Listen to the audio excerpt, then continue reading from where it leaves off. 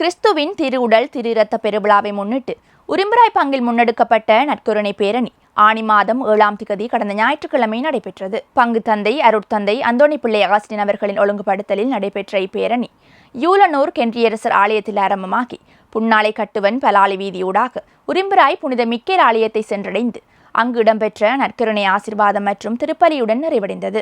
திருப்பலியை அமலமரி தியாகிகள் சபை யாழ் மாகாண முதல்வர் அருட்தந்தை ஜெயந்தன் பச்சேக் அவர்கள் தலைமை தாங்கி ஒப்புக் கொடுத்தார்.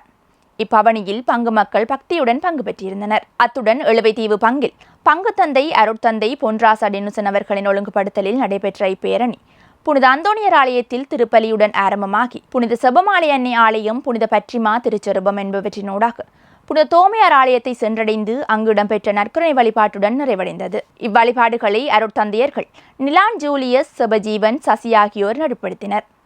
இப்பவனியில் பங்கு மக்கள் பக்தியுடன் பங்கு பெற்றிருந்தனர்.